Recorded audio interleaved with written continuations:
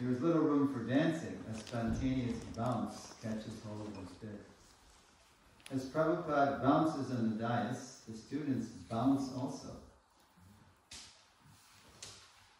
As he waves his arms, they wave theirs. He leads them as a maestro conducts an orchestra, until gradually the inherent spiritual rhythm of the mantra itself prevails. The young voices empowered by the mantra, not even knowing the meaning of the words. So they were just following along and just getting swept up in the power of the mantra and Prabhupada's potency. And then Ginsberg said later, he said, quote, "The amazing fact is that everybody was able to get up and dance, nearly leaping out of their skins." So yeah, Ginsberg was used to New York, San Francisco, places like that. But when he saw these students in Ohio State do this, he thought, wow, this is amazing. Before the event, had Prabhupada cited the relevant Puranic verses directly preceding the 10,000-year prophecy he mentioned, poet Ginsberg would have likely proclaimed Prabhupada their fulfiller. So we're going to look at the verse actually that Prabhupada had alluded to. So here's the verse. Before we put the words up, anybody know where Prabhupada is there? This is New York when we started the movement. Before when they were just starting to go outside actually, after chanting all summer, in the summer of '66. Then Prabhupada shocked his flock in the storefront and said, "Now we're going to take this outside to the park." And they thought, "Whoa, we're going to do this in public? What are people going to think? They're going to laugh at us." And there's Prabhupada. You see what he's playing? This little, what we call the tom-tom, the bongo. And there was no bongo's. So Prabhupada was just tapping on. Somebody had brought this tom-tom, into the storefront, and the Prabhupada said, "Oh, very nice." So he's just pounding on it. And but he was so expert in that, just tapping on that tom-tom, that jazz drummers would come to the parks. They would come to Tompkins Square Park and also Washington Square Park, just to hear, as they put it, the Swami get in some mean licks. So there is a couple of interested young men, and the one that's we can sort of see 3/4 of his profile. He became Brahmananda. That was Bruce. And then the one that was back to us with his arms upraised, he became Achyutananda. Okay. So before we put the words up, in those verses in the Brahma Vaivarta Purana, Lord Krishna tells the goddess Ganga that 5 millennia hence,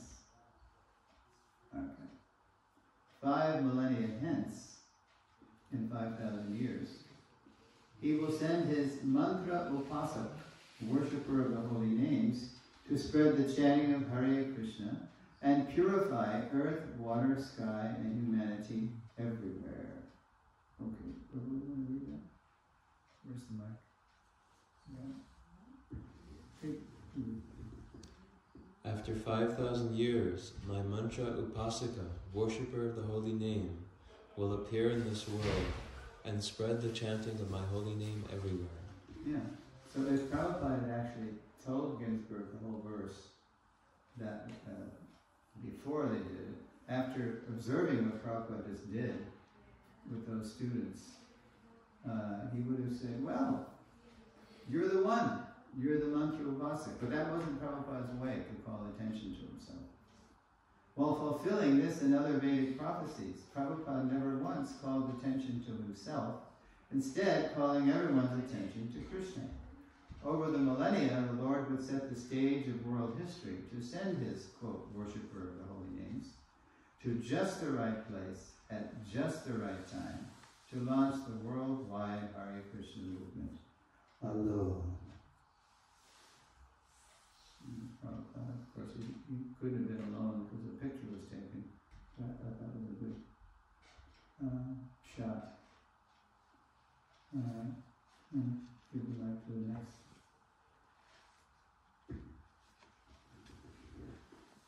Alone in America, Srila Prabhupada aimed to revive Srila Bhaktisiddhanta Sarasvati Gaudiya mission. Yeah, the last thing on Prabhupada's mind when he came on that ship, he had no intention of starting any new branch or something new. He just wanted to revive what Srila Bhaktisiddhanta had started in India.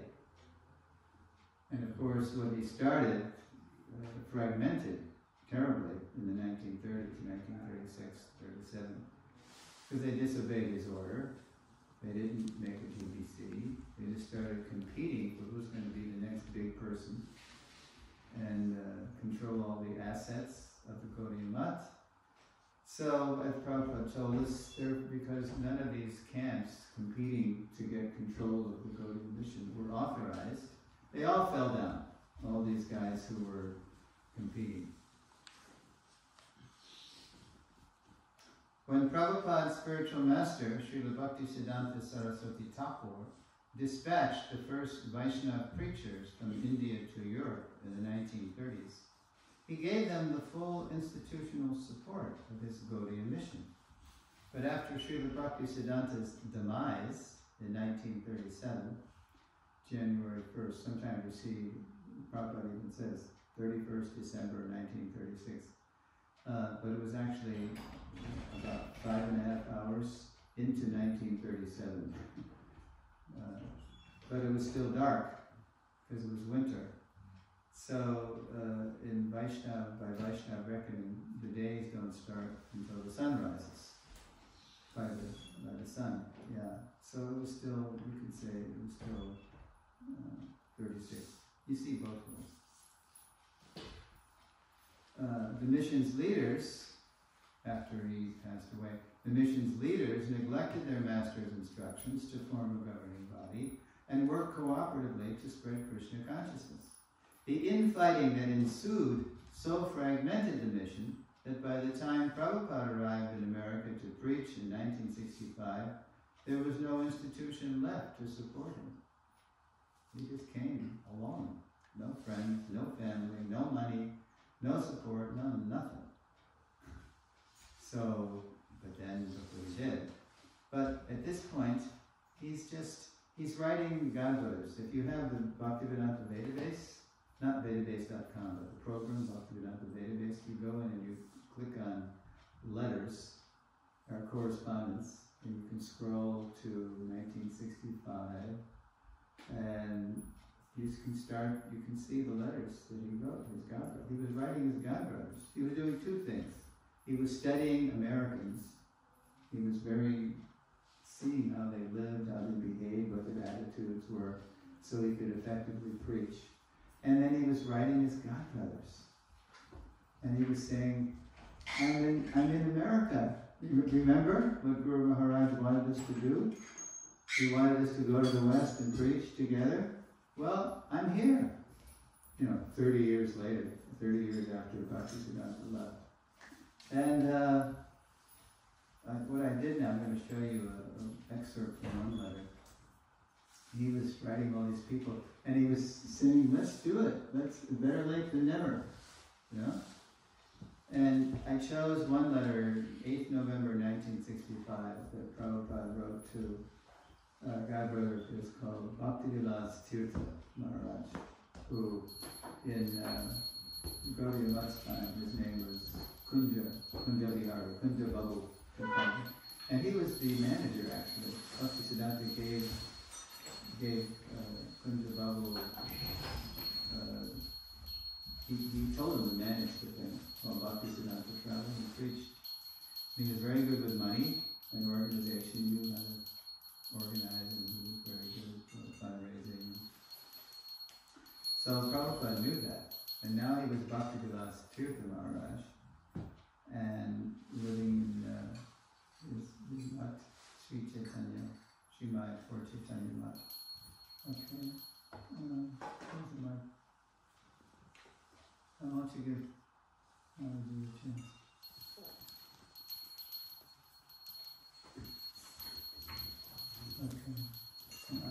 how many times you see this little one excerpt, different forms of the word cooperate. Alone in America, Srila Prabhupada aimed to revive Srila Bhaktisiddhanta Saraswati's Gaudiya mission. I came here to study the situation and I found it very nice, and if you are also agreeable to cooperate, it will be all very nice by the will of Srila Bhaktisiddhanta Prabhupada. If you agree, then take it for granted that I am one of the workers of the Sri Mayapur Chaitanya Mat. I have no ambition for becoming the proprietor of any mat or mandir, but I want working facilities. Yeah, so elsewhere in the letter he's saying, Tirtha Maharaj, you know who's here? Because Tirtha Maharaj, Kunja Prabhu, he had been a convert from the Ramakrishna mission. He had been a Mayavadi from the Ramakrishna mission. And then he heard Bhaktisiddhanta speak, and he was totally, okay, this is higher than Advaita Vedanta. This is the real thing, this is the ultimate absolute truth. So he had joined. So the Ramakrishna mission, in America, they kind of reinvented themselves as the Vedanta Society. It still exists in different cities in America. And Americans in the 60s, we were mad after anything Eastern. We were looking to the East for truth. We were reading Hermann Hesse's Siddhartha, Journey to the East.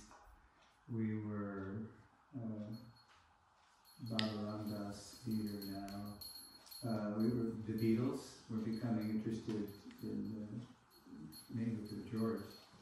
We're becoming interested in the East, and we were following the Beatles. We were following them, our generation. And we followed them right to Prabhupada eventually. So Prabhupada sees this, that Americans, they're just really interested, but they're getting cheated by the Mayavadis, by the Vedanta Society, who are preaching Advaita Vedanta, but the Americans are just flocking to anything that sounds Vedic or Eastern they're interested in. So Prabhupada tells them in this letter that they have a big skyscraper here. They have a big $1 million building. We need a skyscraper too. And you, Tirtha Maharaj, Kunja Prabhu, I know that you have those Calcutta Marwaris, these crore-patis, these very wealthy businessmen in Calcutta. You have them in the palm of your hand. I remember how you could fundraise for the Gaudiya mission. And I know you can inspire them to give for Sanatana Dharma, spreading it all over the world. See, now we're in the West. Now I'm in the West, and that's what Guru Maharaj wanted. So, and you also have the contacts in Delhi. You're very well connected with the government. I know you can get those rupees released in the West as dollars. So, what do you say? And look at this. I have no ambition for becoming the proprietor of it. He's saying you can be in charge if you want. You can be in charge. Because he was one of the ones that was competing to be the next big person in the Gaudiya Math, right? You can be in charge. I'm your servant. I have no ambition for becoming the proprietor of any math or mandir, but I want working facilities. Look, I can recruit.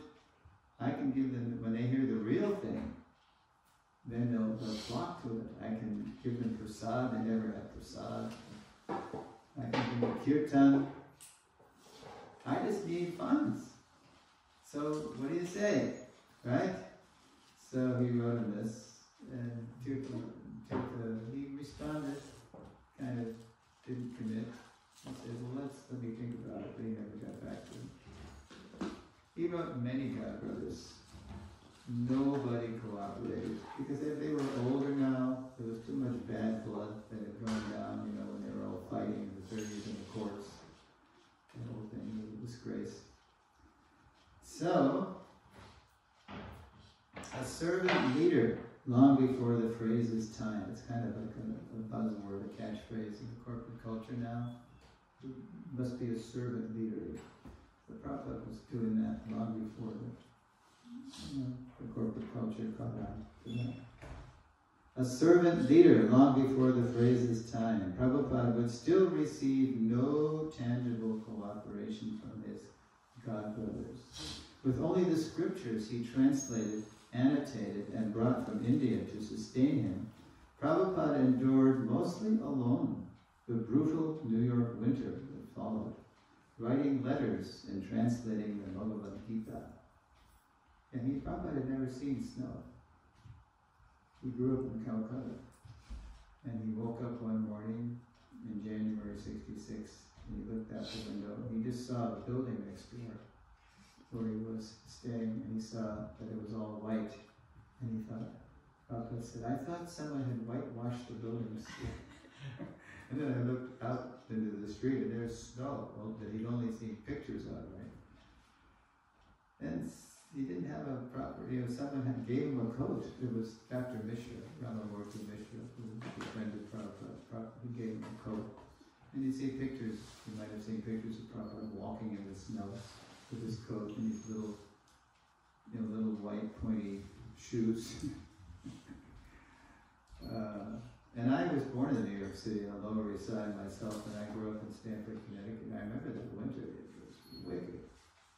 It was so bad that we had a blackout from Washington, D.C. all the way up to Montreal, Canada. It was a super blackout for over a day.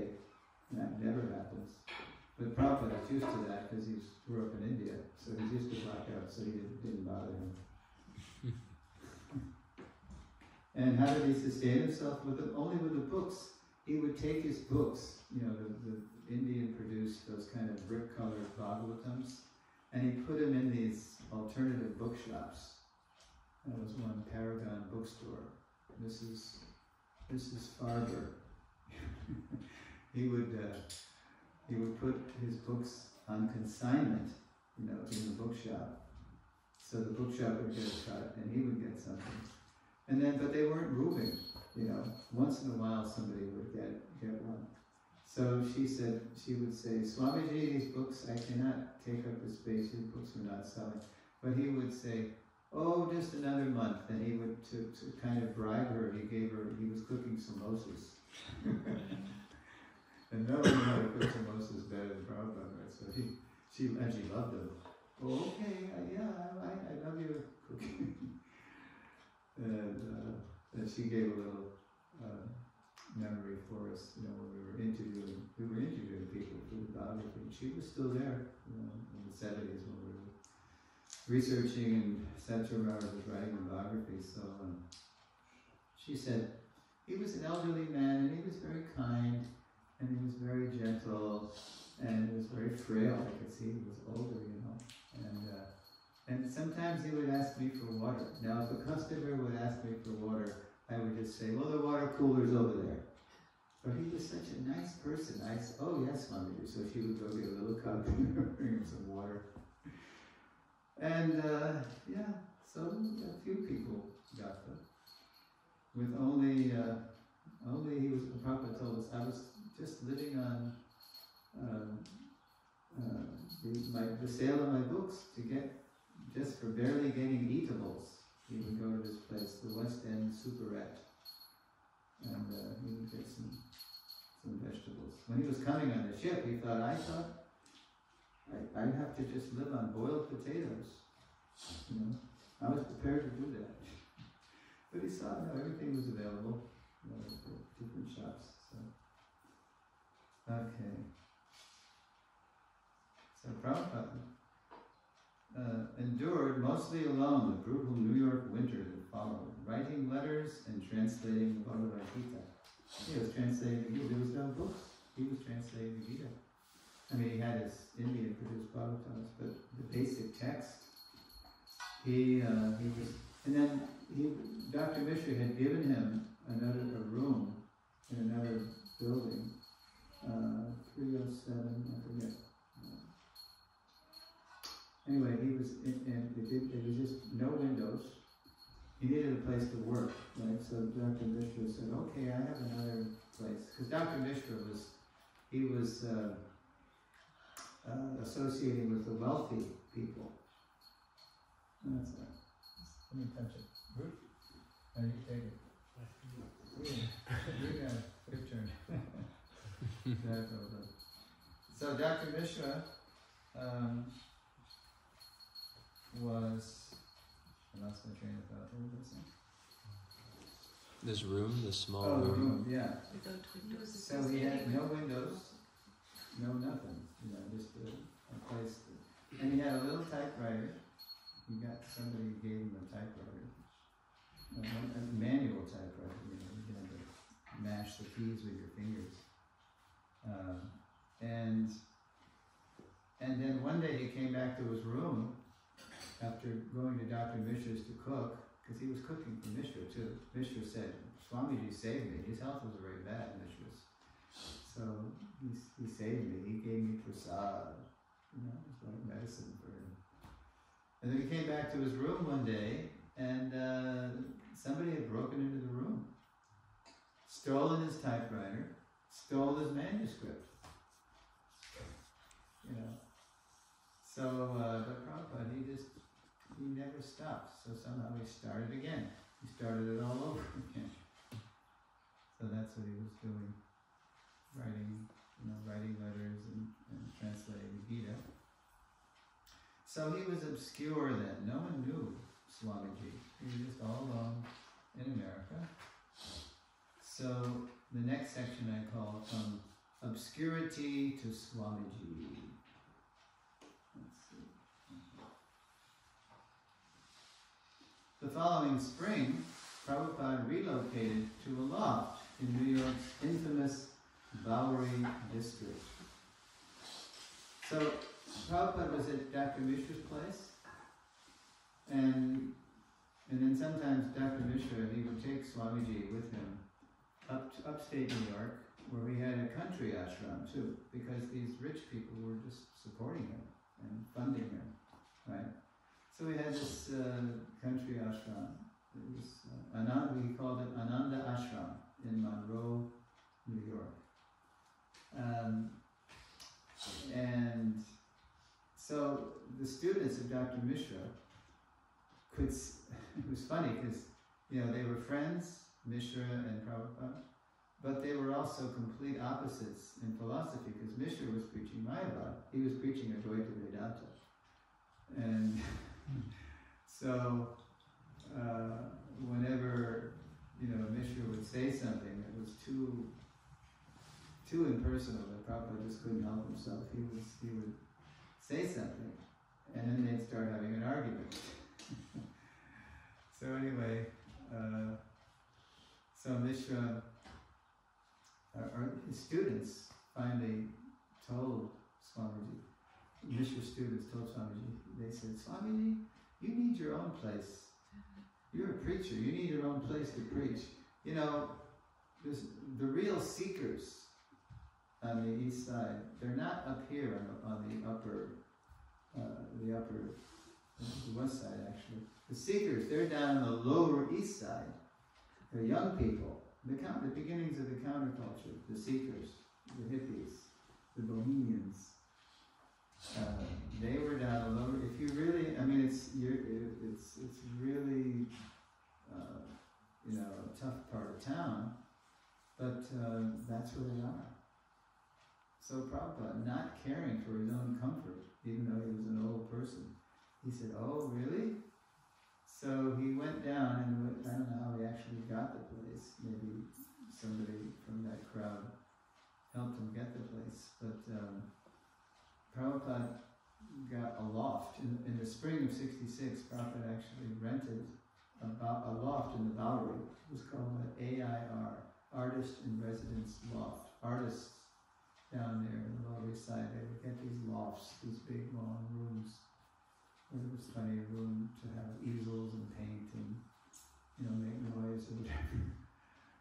So the following spring, Prabhupada relocated to a loft in New York's infamous Bowery district. Really, to get into the building, Prabhupada had to step over the drunks, the winos, who were had been up all night and they were dead drunk. But if they happened to see Swamiji, they would roll over out of respect. They would roll over to make a path for him to get in the doorway. And then inside the doorway, the whole place stunk of beer or wine and urine. It was terrible. We call them flop houses. And then Prabhupada would have to walk up a couple of flights of stairs to his loft. Rife with derelicts and crime, the district was dangerous, but Prabhupada took the risk to reach young seekers nearby. In the loft, Krishna sent Prabhupada a few regular listeners, because some people actually, through the grapevine, as we say, people heard this. There's a real life Swami down in the Bowery, in a loft. You ought to go hear him. He's far out, man, So these jazz musicians, they'd be up all night jamming, or they saw Prabhupada somehow on the street, and they'd come. And one of those musicians was Michael, who eventually became Mukunda Maharaj. But he was the first regular hearing Swamiji, who's still active in ISKCON. In the loft, Krishna sent Prabhupada a few regular listeners who came to his aid after his young LSD-crazed loftmate attacked him, forcing him to flee. So, in this particular loft, there was a curtain separating Prabhupada's side from David's side, David Allen. Actually, that wasn't his real name. We had to make up another name because he wouldn't agree to let his real name be used when we interviewed him. And he was from a well-to-do family up in Connecticut where I had grown up. And on the weekend, he would go down and be a weekend hippie, experiment with hallucinogens and listen to rock music and do all kinds of crazy things. With the regulars' help, Prabhupada at last forcing him to flee. So one night, David took some acid and he was on a bad trip. And he became very violent and aggressive, and he tried to attack Prabhupada. Prabhupada had to run for his life. He ran down the stairs, ran out of the place, 94 Bowery, and he just ran into a phone booth and called Michael and said, Michael, you have to help me.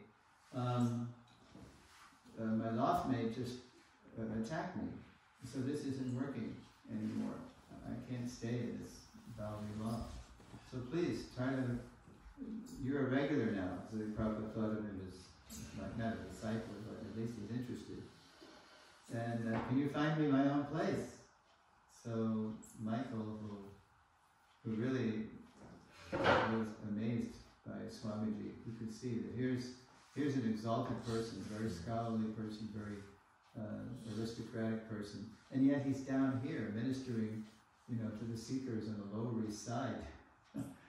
So let me help this person. So he immediately went to a place called The Village Voice, which was an underground newspaper at the time. And he started looking in the Wanas, and right away he spotted this place that came up, 26 Second Avenue. That's another part of the story. With the regulars' help, Prabhupada at last secured his own place, a cheap storefront on the city's Lower East Side. Forced by the non-cooperation of his godbrothers, Prabhupada dropped the attempt to revive his spiritual master's institution. So Prabhupada, he wasn't interested in starting his own institution, but they weren't helping him. Lord Chaitanya was revealing that they can't help you. They're too envious, too much bad blood has gone down, they're older, they're just trying to maintain themselves in their little isolated mutts. So you're going to have to go it alone.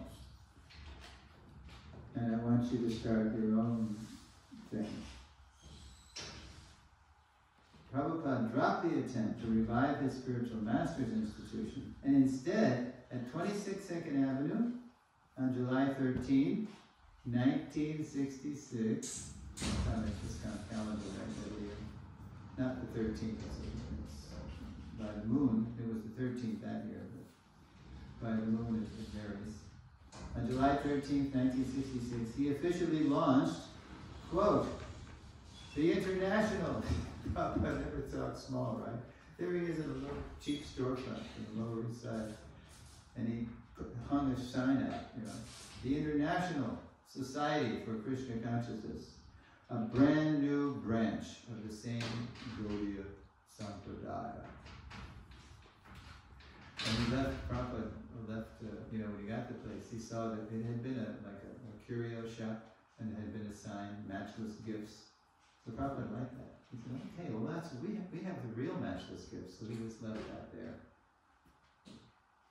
Okay, so here we go. Yeah.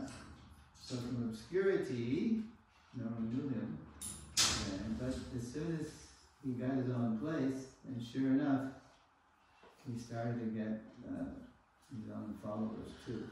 And they called him Swamiji. And there is Prabhupada by the tree. Has anybody been to New York? Should I ask? Okay. Thompson Square Park. Yeah, Tompkins Square Park. That's Prabhupada said, this is where I started my ministry actually. This is my public preaching. And it's still there. The tree's still there. A lot bigger now, it's 50 years later. And right in the crook of that, you see that first branch that's coming out there, there's a little sign that says Hare Krishna tree. And now on the side, just to, say if you're looking at the slide, on the left side of the slide, out of the picture, there's a fence now and there's a plaque there. It says, it's put up by a former mayor of New York City, Mayor Bloomberg. He said, this is the place where A.C. Bhaktivedanta Swami started the Hare Krishna movement. And the New Yorkers are very proud of that. Because New Yorkers pride themselves, we've seen it all, we've done it all, nothing can startle us.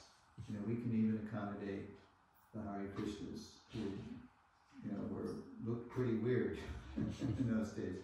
That's okay.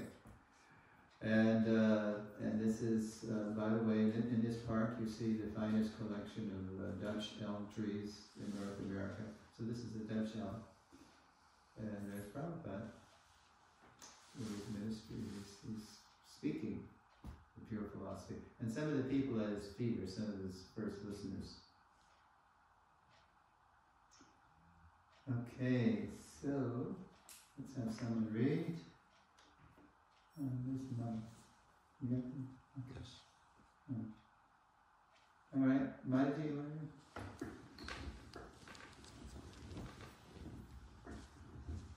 Here we go. Can you read that title there? From Obscurity to Swami. Yes, read that. Empowered by Srila Bhaktisiddhanta, Sri Chaitanya Mahaprabhu and his spiritual forefathers, Prabhupada inspired a growing flock of followers that summer to chant Hare Krishna and take up the process of Bhakti Yoga. No small miracle in the 1960s, New York City, the capital of Do You Own. Yeah, that was the mantra, right? Do your own thing, man.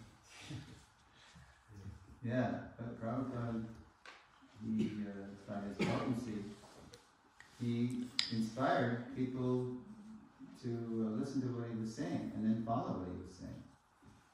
Now, how did he do that? He did it by stressing the do's more than the don'ts. I mean, he mentioned the regulative principles, but he didn't stress them. The chanting more than the taboos. And he was following Rupa Goswami, who said, Yena tena prakarena mara Krishna niveshayi sarve vidi nishedhasyo ritayore vakinkaraham. Yena tena prakarena, somehow or other, yena tena. Get them to become Krishna conscious. This is Rupa's recommendation for preaching. And if you do that, if you inspire people to become Krishna conscious, then all the rules and regulations, sarve vidhi, all those regulations. They should be maidservants of this highest principle of just getting people to become Krishna conscious. Capital of do your own thing. He did it by stressing the do's more than the don'ts, the chanting more than the taboos. He had faith that as Krishna filled the consciousness of his young aspirants, they would outgrow their old ways and savor the higher taste of devotional service. Okay. It worked. All right. Someone will read that. Devarshi, you want to read that? It worked.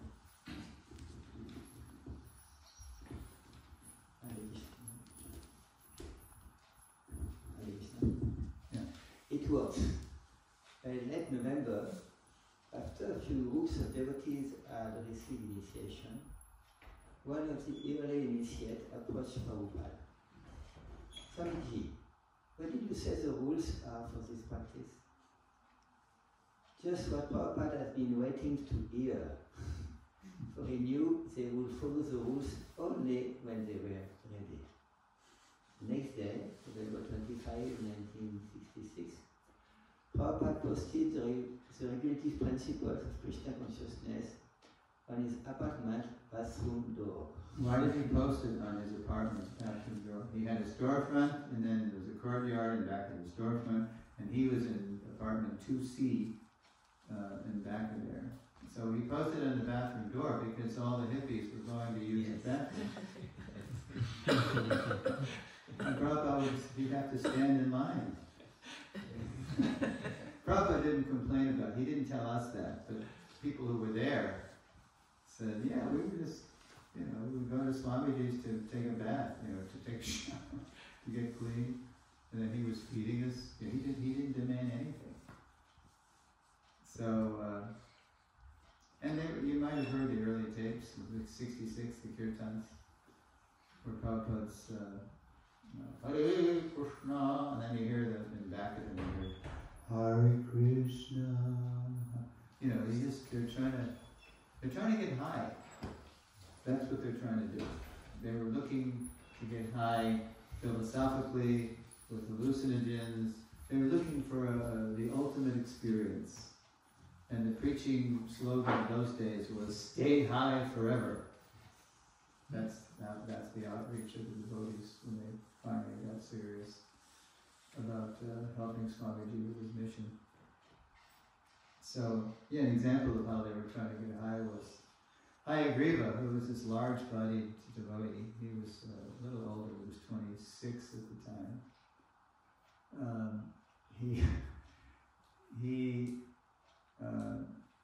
He was there. He and Kirtanananda, Howard and Keith and Wally, that's Hayagriva, Kirtanananda, and Bhumapati, whom you know in France's history. They were all living in an apartment on Mott Street, so they all kind of joined together.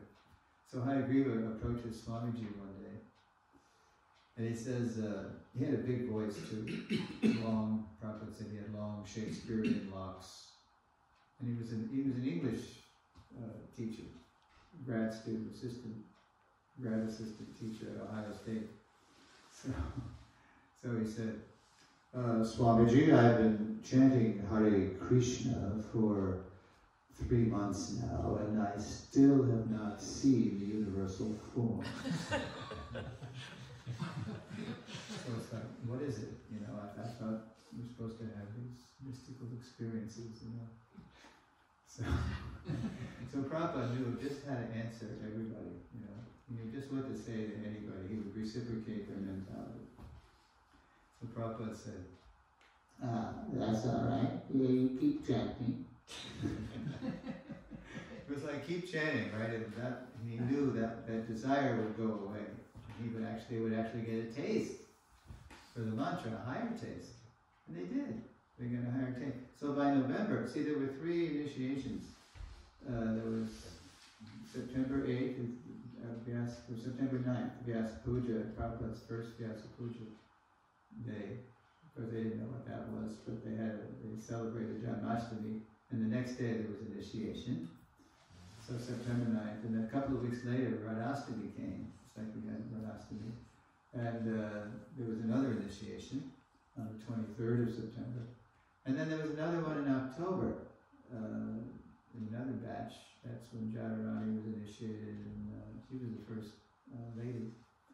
And I think it's Chudananda. No, he was already initiated. Anyway, it was the third batch. So by November, Prabhupada, again, he had mentioned the rules, but he didn't stress them.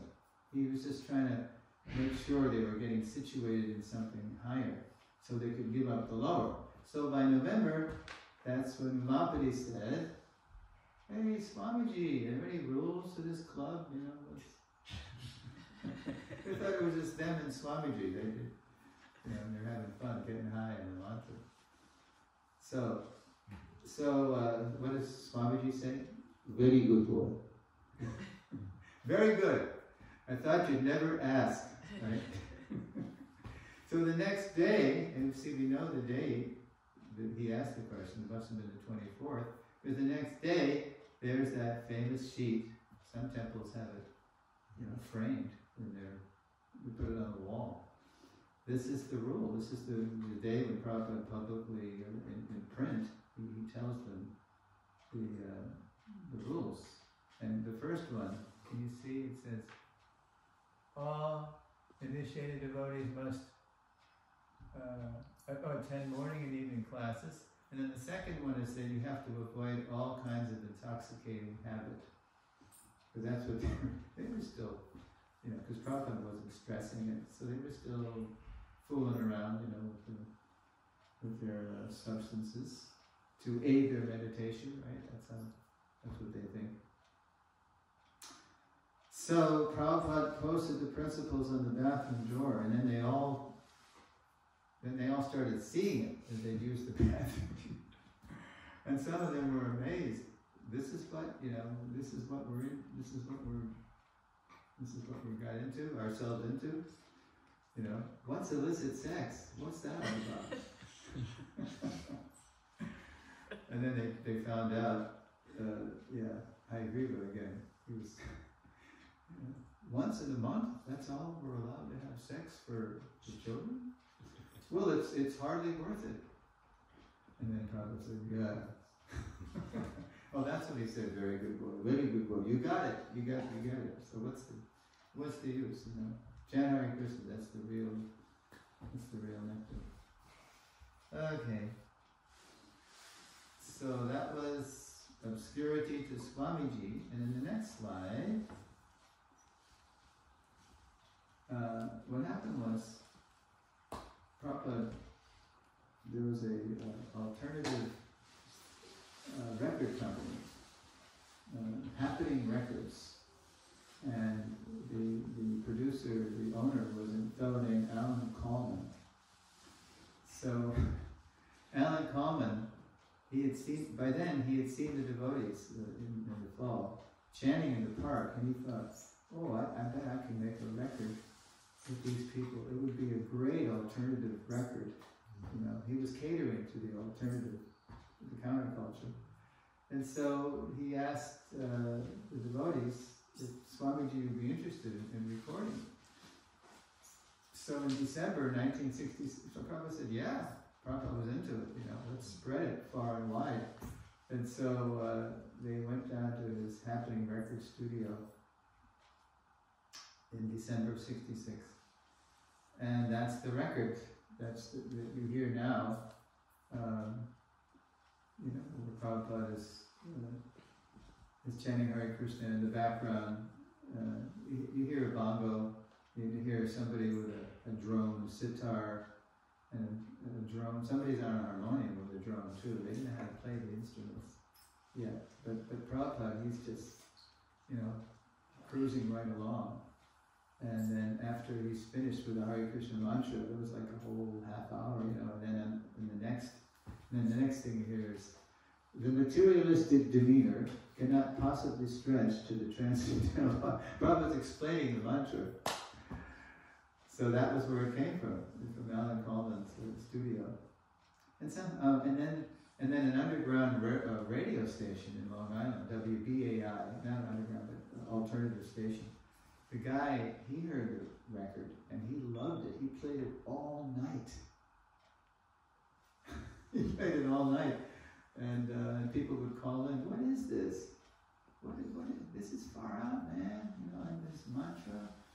And then he said, I don't know, but yeah, it's very catchy.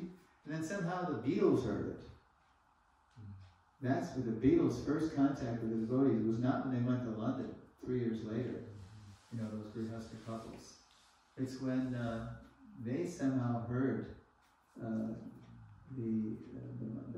that record. They heard about it, and they ordered 200 copies of it to turn on all their rock and roll friends who were also experimenting with higher consciousness and either way to get high, you don't have to come down. So they loved it too. Okay, so that was in '66, and then Swamiji did the unthinkable in '67 January. He announced that he was going to leave the storefront and go out to San Francisco.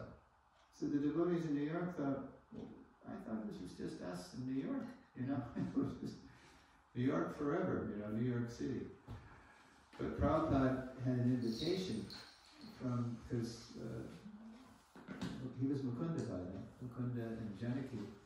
They were out in San Francisco, and they were turning on their friends, Sam and Melanie and Roger and Joni, to Krishna consciousness. And they were and they were old friends from Portland. And they thought, wow, this is what, they knew Michael, he was a jazz pianist and he was into the psychedelic scene too. So, and now they're saying this is even better than, sex and drugs. Wow, we gotta find out what this is. So Mukunda so inspired them that they just started helping. They just started trying to find a place to have another temple, and that meant another storefront because they didn't have any money either. But they were well connected with the San Francisco rock scene. So Mukunda wrote Swamiji and said, Swamiji, we have this. We have a place, 518 Frederick Street, right in the heart of San Francisco, in the heart of the Haight-Ashbury, where the action was. And we're arranging a rock concert, a benefit for the Radha Krishna temple in San Francisco. So Swamiji said, okay, send me a ticket. And his doctor cleared him. No, he hadn't had a stroke yet, that's right. That was later. Prabhupada took his first plane ride from New York to San Francisco. And so the devotees in New York, they just were amazed that Prabhupada left to do that. But he assured him he'd be back, don't worry, I'll come back. But I've got to open up another center now. So only he could lead them. Yeah, there's Prabhupada. You can't imagine any of his godbrothers doing this. There he is on Hippie Hill in Golden Gate Park. Oh, this is taken later because there was a Vedanga there by the time he was there. Vedanga showed up. Narayan Maharaj actually sent him some drums and incense. So there's the first Vedanga. And there he is with some youth. And then the other side of Prabhupada's head is a kind of a Dutch boy haircut, just on the other side of Prabhupada's mouth there. He became a sannyasi. He joined and became Subal Maharaj. Yeah. So, in January 1967, Prabhupada followed the counterculture trail to San Francisco, where disciples had opened ISKCON's second temple. Not really a temple. It was storefronts that they called a temple. There he inspired a new wave of devotees to chant Hare Krishna and serve Lord Chaitanya's mission. As in New York, the young aspirants marveled at Prabhupada's pace, a whirlwind of chanting, teaching, worshipping, cooking, public preaching, private speaking, initiating newcomers, and translating scripture during the wee hours while everyone else slept. When Prabhupada returned to New York in April, despite his 70 plus years, the pace continued unabated. Oh, I did it again. Yeah, sorry. Okay, while everyone else left. When Prabhupada returned to New York in April, despite his 70 plus years, the pace continued unabated. For his first followers, this was all part of the wonder that was Swamiji. So it was quite a shock when, toward the end of May, Prabhupada suffered a heart attack and a stroke. On the ship, Prabhupada thought, if I get another, because he had 2 on the ship, if I get another one, that will surely finish me. But he did get another one, but Krishna saved it for later. Back in New York, he got a heart attack and a stroke. He was their absolute shelter. Now they would have to take care of him. So Prabhupada's a whole drama of Prabhupada going to the hospital and then the devotees getting him released. To help Prabhupada recuperate, the devotees brought him to a beach bungalow on the Jersey Shore. So just below New York City on the East Coast, there's a place called the Jersey Shore, which is nice, a nice place. But somehow or other, even though it was June by this time, the weather was still chilly and blustery, and Prabhupada wasn't getting any relief. He needed heat and a mild climate. But the weather was gray and blustery, so with the doctor's permission, so now he was recovering from a heart attack and stroke. So with the doctor's permission, Prabhupada flew back to San Francisco, where the devotees hoped the California sunshine would heal him. To no avail. It didn't work there either. Because, anybody ever been to San Francisco? Okay. The American writer and humorist Mark Twain, you heard of Mark Twain? He once quipped, "The coldest winter I ever spent was a summer in San Francisco." It's always chilly there, because it's on the bay, and it's always windy. So it's never really summer. So the devotees brought him to this place in El Paradiso, it was called, in Marin County. And it was also not so warm. When the mountains and fog near his cottage, because there's also lots of fog in San Francisco too. When the mountains and fog near his cottage mostly obscured the sun's rays, Prabhupada said he would have to return to India. He said, this isn't working, I gotta go back. If I'm gonna get better and continue my mission, I gotta go recuperate in India. He would have to return to India for its Ayurvedic medicines, massage, and bracing heat. Hayagriva explains what happened next, so this is also an excerpt from the Hare Krishna explosion.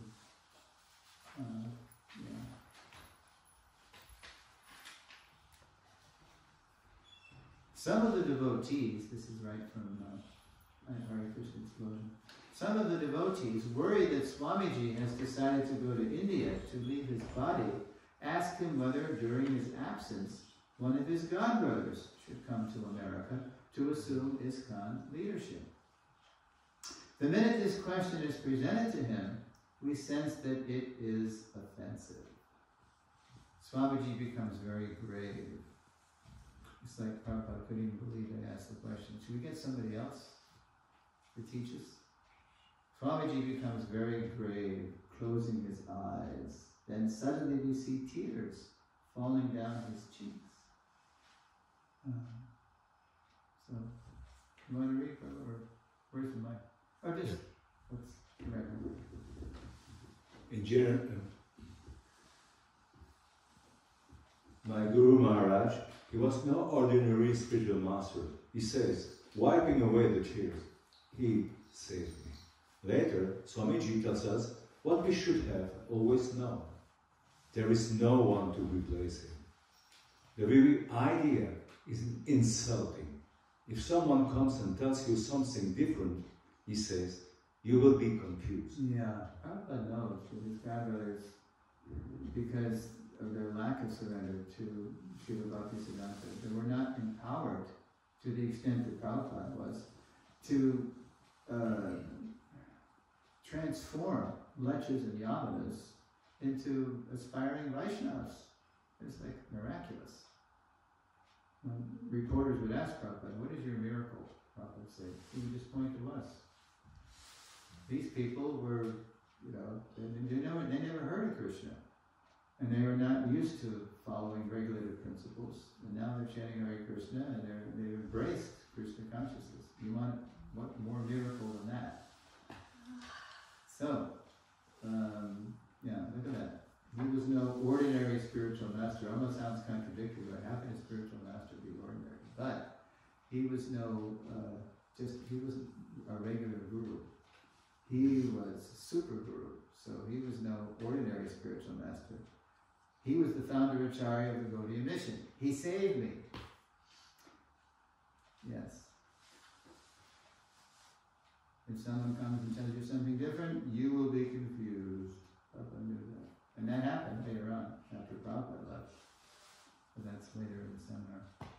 Owing to his absolute surrender to Srila Bhaktisiddhanta and Lord Chaitanya's mission, Prabhupada knew he was being uniquely empowered to turn people outside India's spiritual culture toward Krishna consciousness, and that only he could lead them. That was the title of the third volume of the Lilamrita. Only he could lead them. So the next one is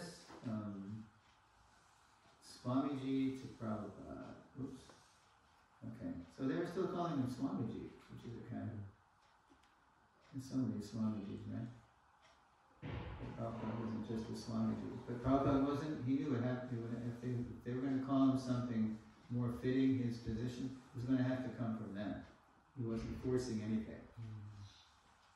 Very intelligent. Prabhupada did that. Although Prabhupada's uniqueness among contemporary gurus, I wonder if that's in France or is that is it? Nothing on the screen. Oh. No, his picture isn't there? Picture is there. Yeah, no, don't worry about the words yet.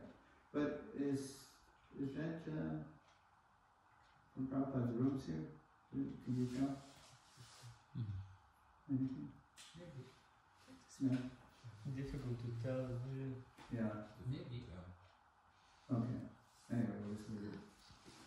When Prabhupada was in his rooms and relaxed, very often he would put his knee up like that. Yeah. Although Prabhupada's uniqueness among contemporary gurus was obvious to his followers, they were still calling him Swamiji, a rather common address. Now, in the spring of 1968, Krishna revealed a title more befitting Prabhupada's position. So 65 is obscurity, 66 from obscurity to Swamiji, 67 only he could lead them, that became obvious. And then 68 in Boston in May, this is where the Prabhupada title comes in. When a devotee learned that the Sanskrit affix ji was a term of endearment, like Vyasaji, Naradaji, Prabhupada refers to them sometimes.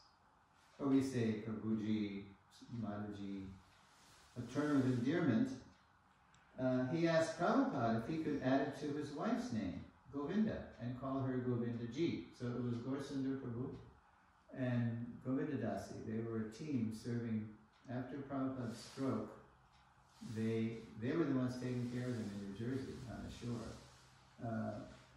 Gaurasundar was the servant, and Govinda was the secretary. So he was a bright guy, and he was sort of dabbling in Sanskrit, Gaurasundar. So he said, Swamiji, can I? And he learned that Ji was a term of endearment. So he said, can I call Govinda Ji? And then Prabhupada says, no, actually, Ji is a third-class form of address. Prabhupada replied, it's better not to call her Govinda Ji. Now, Govinda Dasi, a plain-spoken Texas lady, the tough Texas lady, remembers the rest. Wasn't she here recently? She was in Europe, but she didn't come. She didn't come here. Oh, she was up where I was. And I was in Rotterdam. Yeah, they told me she came. So here's Okay. So this is right off the memory, the memory series with Siddhanta Prabhu. No, actually, this is her memory of following Srila Prabhupada by Yadava Prabhu. So Govinda says, so I piped up, that's slang, it means I spoke up. I piped up. I was sitting right in front of him. And I said, well, if it's a third-class form of address, why are we calling you Ji? Why are we calling you Swamiji? So, you have to understand, Prabhupada allowed Govinda to have this kind of familiar granddaughter-grandfather relationship with Prabhupada. It was unique. And sometimes she would scold him. So she's saying, well, why are we calling you Ji? And then Govinda said, and he said, it's not very important. Prabhupada tried to dismiss it at first, don't worry about it. But then Govinda said, I said, oh no. It's very important. If it's a third-class form of address, and we don't want to call you that. I'm just looking at the words, see them to click. We don't want to call you that. We want to call you the most first class form of address. So, tell us, what would be a good name for us to call you by? So now Prabhupada sees it's coming from her. It's coming from one of his followers. So he starts to change. At first he tries to dismiss it, and now he's getting thoughtful about it. So she's asking, what would be a good name to call you by? And he was and then Govinda said, and he was very humble, very reluctant that I pressed him.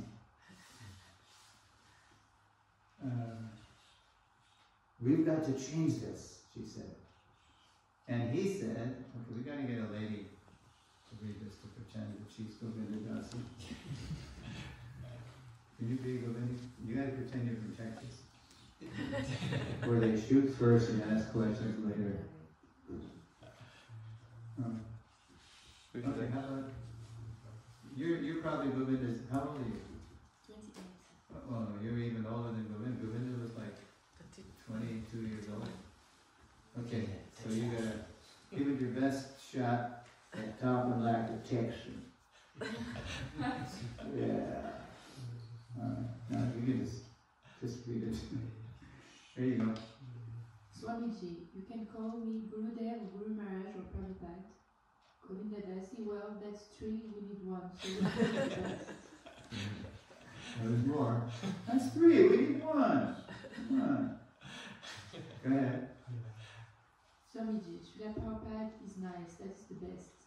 Govinda Dasi, from today you will be called Srila Prabhupada. You'll be Govinda Dasi Ki. There it is, May 68. Thank you.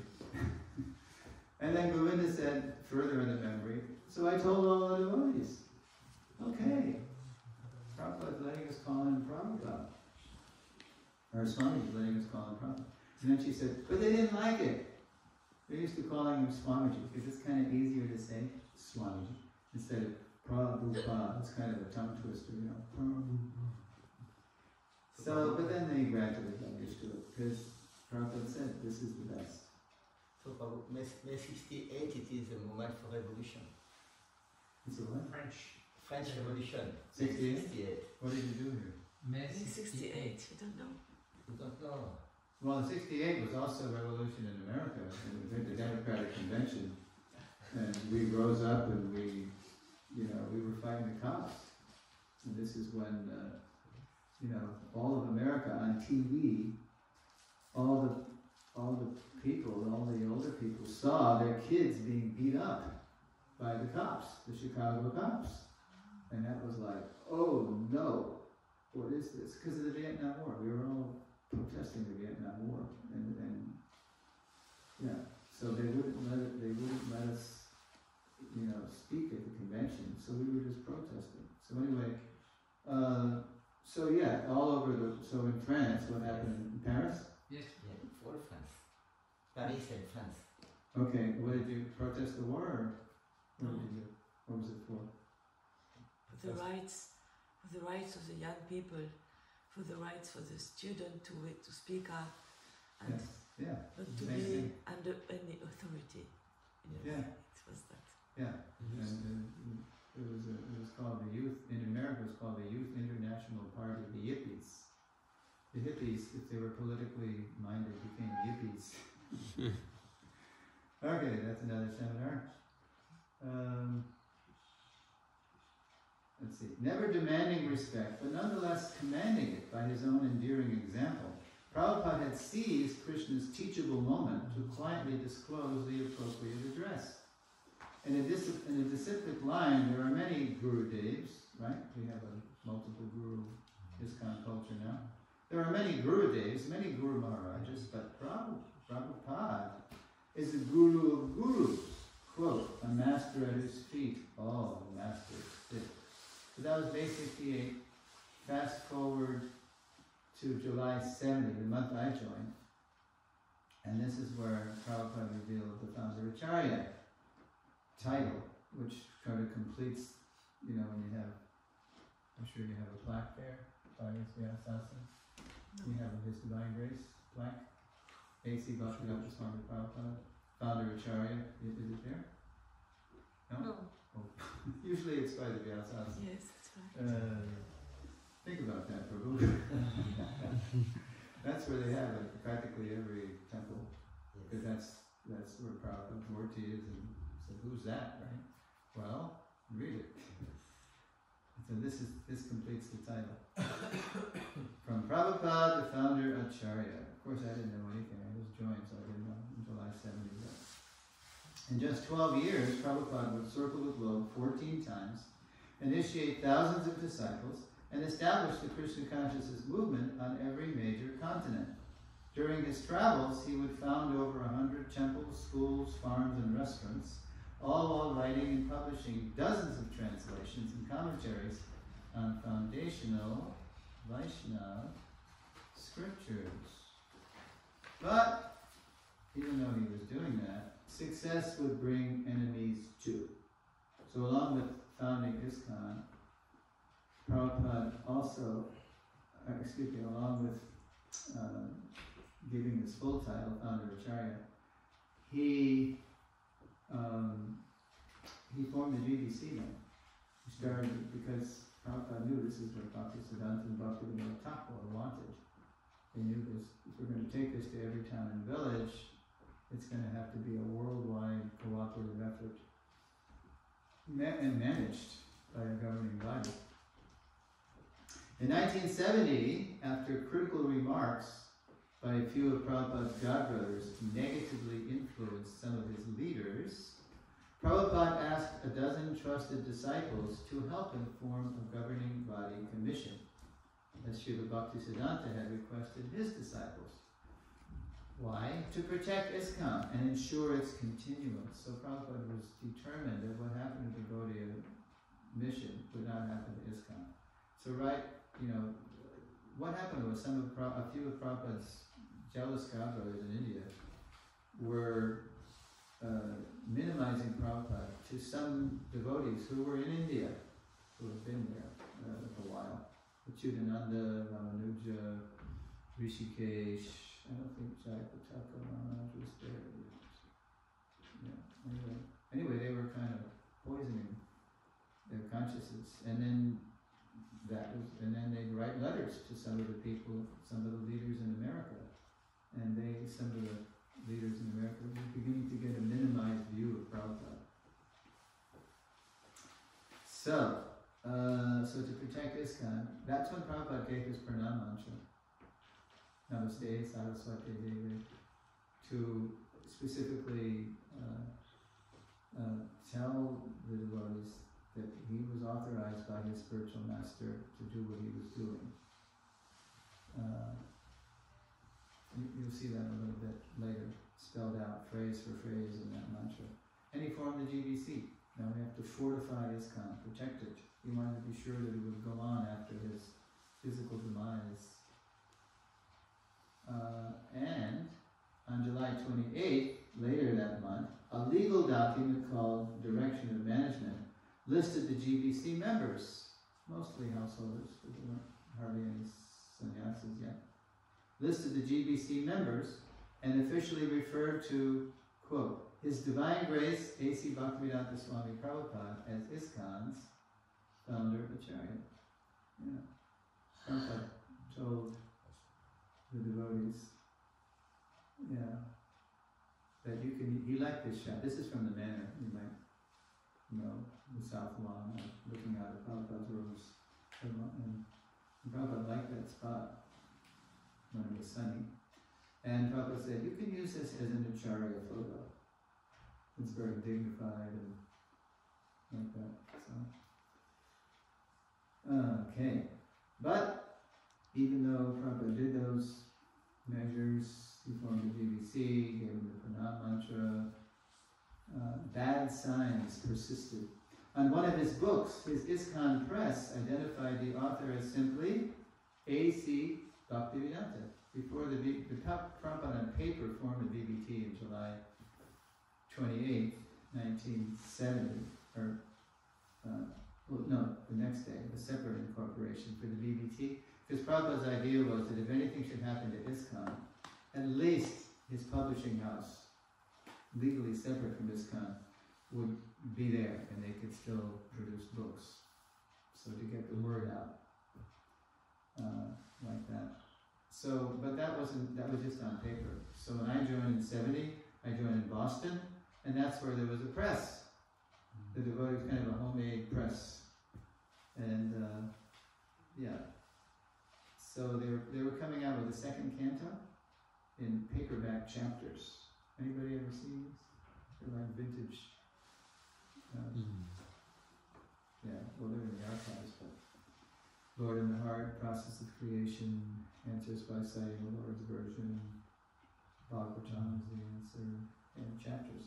So every time a chapter would come out, Brahmananda Swami, Swami, he would bring a copy to Prabhupada in LA. So one of the chapters came out, he brought the book to LA, and Prabhupada looked on the cover of the book, all it said was A.C. Bhaktivedanta. No Swami, no Prabhupada, nearly stripping his name of any spiritual significance. And then Prabhupada opened the book, it was poorly bound, it was like a homemade job. And the binding cracked and the pages flew all over the place. Another bad sign. And then when his new publishing house, the Bhaktivedanta Book Trust, moved to its headquarters out in LA, Prabhupada saw nothing on the building identifying the organization's name or founder. Nothing there, just a bare building. Prabhupada said, you must put, International Society, Bhaktivedanta Book Trust is the Divine Grace A.C. Bhaktivedanta Swami Prabhupada, founder Acharya. And when some of his temple presidents wrote him on their own stationery, right, they were writing Prabhupada on their own stationery, Prabhupada had to tell them to write him on official temple stationery. The temple needs official stationery with, again, His Divine Grace A.C. Bhaktivedanta Swami Prabhupada, founder Acharya, like that. In other words, he's making clear that he's the owner of this. These are his temples, like that. Yes. Displaying his full name and founder Acharya title. Now, for good reason. One day, a non-complying temple president, who didn't have the temple in his God's name, had it in his name, secretly sold the temple. He sold the temple, collected the money, and disappeared. That was the last straw. He, not ISKCON, had been the legal owner, so he could do that. After the last incident in the summer of 1974, Prabhupada drafted an amendment to his earlier management document, including a strongly worded statement about his position and authority as ISKCON's founder Acharya. So to that Directions of Management document, he added an amendment. So here's how the amendment reads. Let's see. Okay. Oh, no, yeah. It is declared that His Divine Grace, A.C. Bhaktivedanta Swami Prabhupada, is the founder of Acharya ISKCON, International Society for Krishna Consciousness. He is the supreme authority in all matters of the society. His position cannot be occupied by anyone else, and his name and title must appear on all documents, letterheads, publications, and buildings of the society. And now in the digital age, we could say on all websites, on everything online. Yeah. How are we presenting Prabhupada? As something from the past, or as he lives forever by his divine instructions, and the follower lives with him? Okay, that was amendments for official documents, July 22nd, 74. It's on the database, you can read it. Now that same summer that Prabhupada is asserting his supremacy in ISKCON, and somebody could misunderstand, why is he being so possessive, blah, blah, blah. Even as Prabhupada was reasserting his supreme position in ISKCON, while translating the Sri Chaitanya Charitamrita, he also reasserted his and his followers' fidelity to Srila Bhaktisiddhanta in Lord Chaitanya's mission. So this is where the Namaste Saraswati Deve is put in the purport. So, you want to read? What's that? The machine? The branch? I'm signing the ties for the roof. Okay, it's helpful. It's for service, so. Alright. Okay. So here's how, this is from a purport to CC. Oh, not yet, it's coming. Okay. I'm just setting it up. To CC Adi Lila 1084 purport. Here we go. As members of the Krishna conscious movement, we belong to the family or disciplic succession of Saraswati Goswami, and thus we are known as Sarasvatas. Obeisances are therefore offered to the spiritual master as Sarasvata Deva, or a member of the Sarasvata family. Namaste Saraswate Deve, whose mission is to broadcast the cult of Sri Chaitanya Mahaprabhu, Gauravani Prasharine, and to fight with impersonalists and voidists, Nirvishesha Shunyavadi, Pasyatya Deshatarini, Sri Chaitanya Charitamrita Adilila, in 194.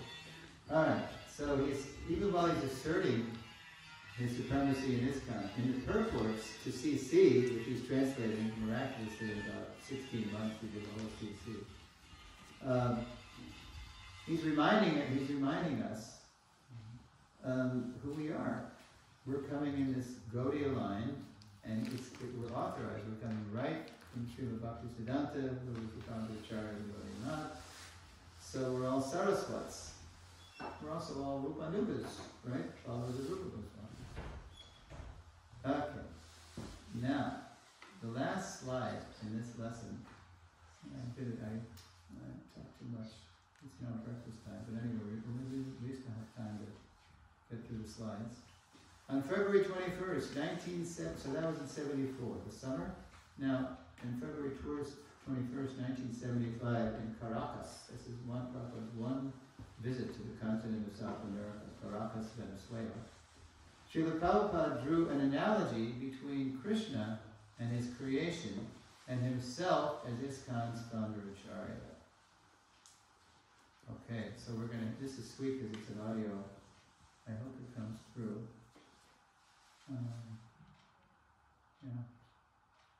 Here we go. Here's Prabhupada in Caracas. Here's the audio icon. And let's see if it plays. Just like this, I am personally originating of this Krishna consciousness movement. That means I know everything directly and indirectly of all this movement. If I do not know directly and indirectly everything of this movement, then I cannot become the founder Acharya. And as soon as the origin becomes a knower, he is like. In other words, as Krishna is the origin and knower of his creation, so Prabhupada is the origin and knower of ISKCON, as well as the life and soul of all generations of his followers. At the same time, whoever enriches our common identity as, quote, Prabhupada Anugas, is also glorious. Deepening the cooperation we'll need to take Prabhupada and Lord Chaitanya's mission of Krishna consciousness to every town and village on earth. Oh, so now I'm going to at least show you the learning outcomes. I guess I'll have to surrender tonight and maybe start a Q&A on this lesson before we do the next lesson. Okay, I'm just going to read these myself. Okay, lesson 3, our Srila Prabhupada. Learning outcomes. By the end, or by now, we should be able to identify a scriptural prophecy Srila Prabhupada fulfilled. Actually, there were many prophecies, but here's the one I chose to use for the lesson from the Brahma Bhagavata Purana. We should be able to explain why Srila Prabhupada had to start the Hare Krishna movement in America alone. Recount how Swamiji was able to recruit young Americans to his fledgling ISKCON. Recount how Swamiji revealed to his young followers that only he could lead them. Recount how Swamiji became Srila Prabhupada. Recount how Srila Prabhupada asserted his role as our founder Acarya, and describe our and Srila Prabhupada's position in relation to Srila Bhaktisiddhanta Saraswati and the mission of Sri Chaitanya Mahaprabhu. And finally, we should be able to identify our founder Acharya, Srila Prabhupada, as the life and soul of all generations of his followers. So, those are the learning outcomes.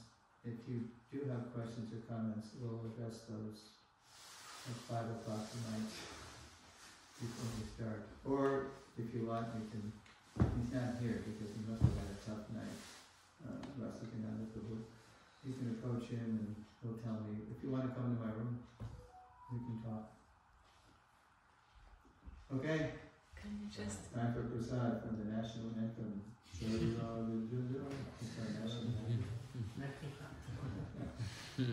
have the Marseillaise right in this coming. Okay, Srila Prabhupada, peace. Yeah.